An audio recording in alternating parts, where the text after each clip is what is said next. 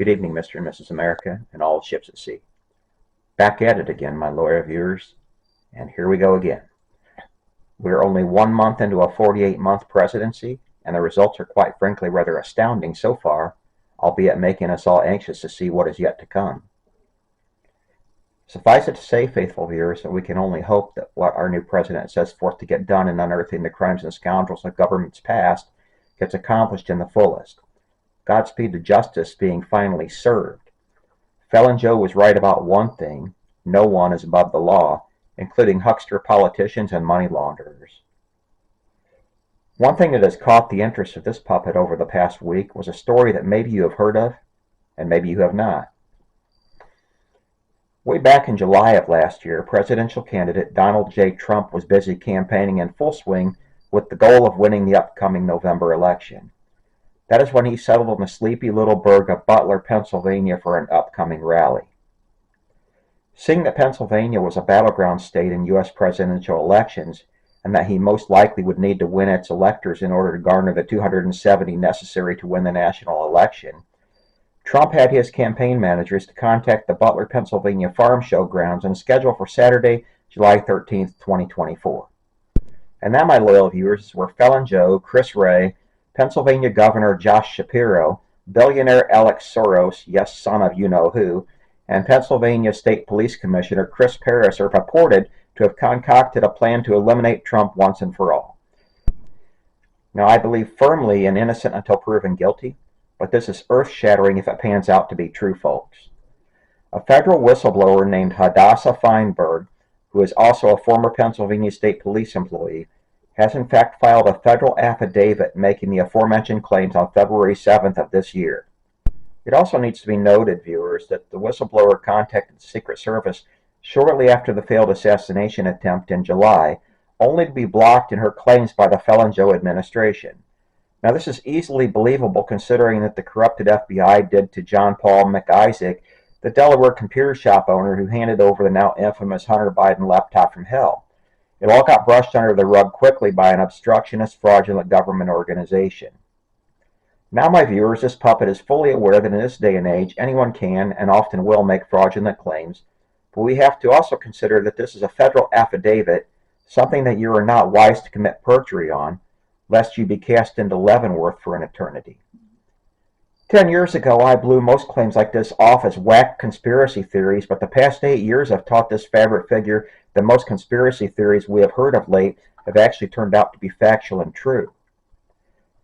Allow me to dig just a bit deeper into this one. Humor me for a few moments, please. Alex Soros has in fact made both direct and indirect threats on the life of Donald Trump, all while evading federal prosecution, unlike the recent arrest of Shannon Atkins of Florida for his threats made against Trump. The reason why? Oh, probably because his dad is George and already owns the politicians who otherwise might go after such a threat. Plus, consider the fact that this is a threat against Donald J. Trump, the man they want to take down anyway. Josh Shapiro, the Democrat governor of Pennsylvania, has been one of the most vocal opponents of Trump up to now, and in fact has been known to have ill will toward the president.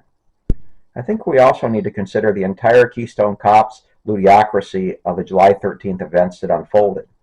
If you were like me, folks, you watched with disbelief as the news videos showed the shooter in plain sight on the adjacent building rooftop, all with people in the crowd shouting that a shooter was on the roof, and all of this while seemingly oblivious local and federal law enforcement could not see him. Yeah, right. You and I both know that if this were a Felon Joe or Kamala Harris campaign staff, that shooter would have been stopped at the gate, much less allowed to carry his ladder and weapon onto the adjacent property. It was a joke the way they responded, or rather failed to do. I mean a joke to the point that it would be a good script for a comedy movie if it were not so deadly serious in its results.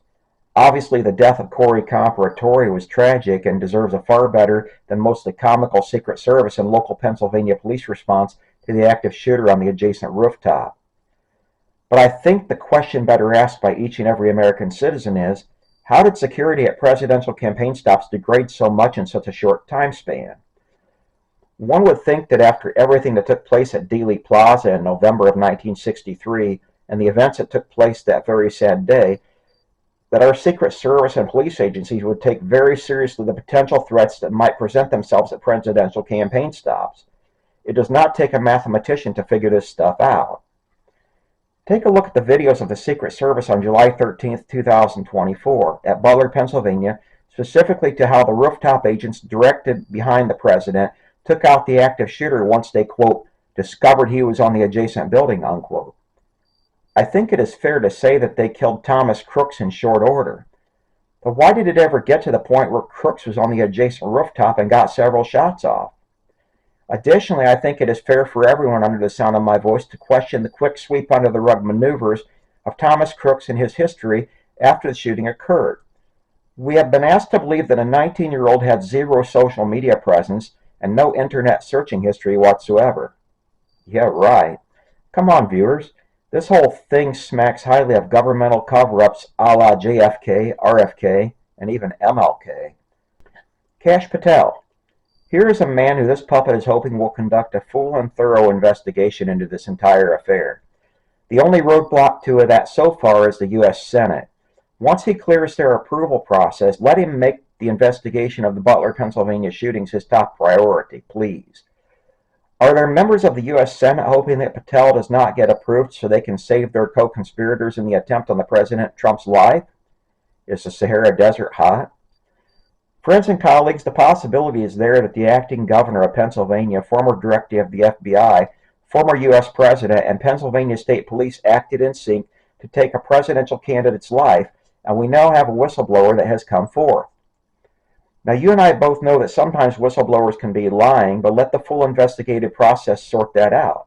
At this point in time, Trump's administration has to, in the least, take Feinberg's complaint seriously enough to investigate and give a full report to the American people. One would also think that Trump would be highly motivated to do so just after having his life nearly ended. We all deserve that, especially the family of Corey Comparatori.